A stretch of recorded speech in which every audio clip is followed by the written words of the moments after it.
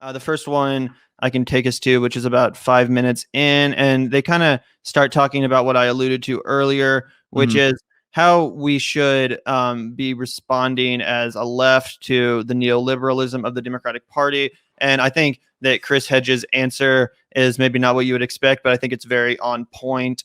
So we can take a listen and discuss. Saving the country from exactly. And as I'm sure you're aware, that kind of argument gets a lot of pushback, right? She's talking about the voting for the lesser of two evils and how her argument against that would be what she outlined in her article in defense of litmus tests, which basically describes the, what happens when you just accept anyone and everyone into the Democratic Party, people like Mike Bloomberg, people like John Kasich, people like Joe Biden. If you allow it to just encompass everyone without any litmus test as far as policy, then eventually you're just enabling the rightward shift of the party at large and enabling characters like Mike Bloomberg to kind of set the tone for the party. So again, that's what they're talking about. And she's kind of asking Chris how he responds. Yeah. What would you say? It feels like we keep coming up against the same issue, including over the $15 minimum wage, where there are these tension points where either elected representatives or people, organized masses of people themselves, can withhold the vote, can force a vote on something like Nancy Pelosi as Speaker of the House or on the $15 minimum wage to gum up the works in the way that moderates like Joe Manchin seem to have no hesitation to do. Do you think it's necessary for us to progress, to be willing to draw those kinds of lines in the sand, to adopt some kind of litmus test and be willing to be more adversarial in our approach? Well, we should have done that a long time ago. So 1994, the Clinton administration passes NAFTA, which is the greatest betrayal of the American working class since the Taft-Hartley Act of 1947.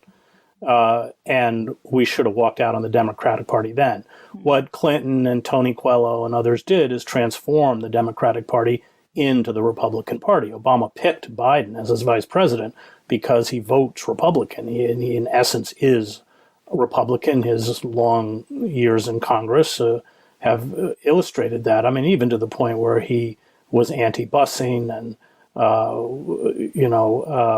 has called for cuts in Social Security and the horrific crime bill that exploded our prison population and militarized our police. Biden was instrumental, including writing the Patriot Act. So the problem with progressives on the left is that they never draw a line in the sand and they keep walking backwards.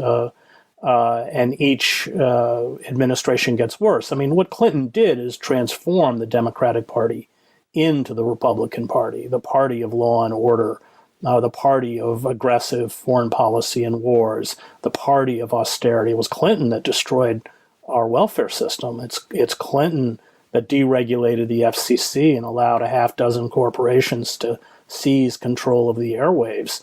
It's Clinton that ripped down the firewalls between commercial and investment banks by revoking the 1933 Glass-Steagall Act. All of that was Clinton.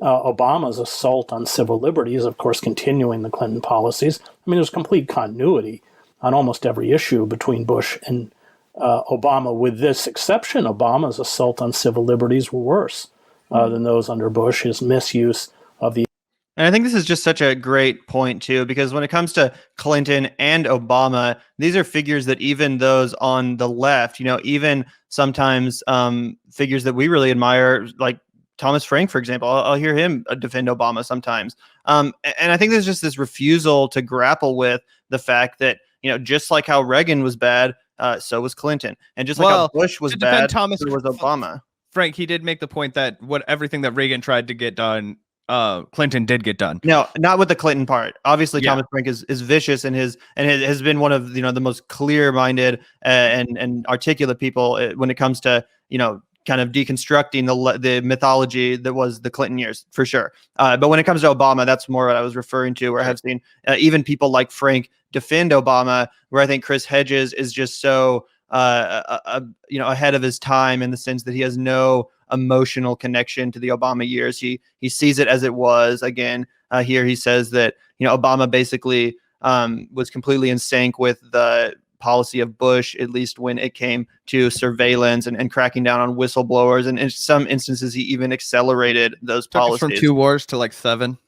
Exactly. Completely misinterpreted the authorization of military, force in the Middle East to basically just give himself full executive control. And I think that this also really, it really stuck out to me because there's this lack of reckoning with the Democrats' role in our incarcerated population, in the mass state of incarceration we have in this country. And it pisses me off because, I go on Twitter and I see all these Democrats tweeting about how we have to, fight white supremacy, how we need to take it on head first and all this stuff. Well, how are you going to take on something head first without even acknowledging who the architects of it were, without even acknowledging the new Jim Crow as it exists and has existed and who's responsible for it? You can't attack white supremacy without at least, pointing out and suggesting that we dismantle one of the ways which it's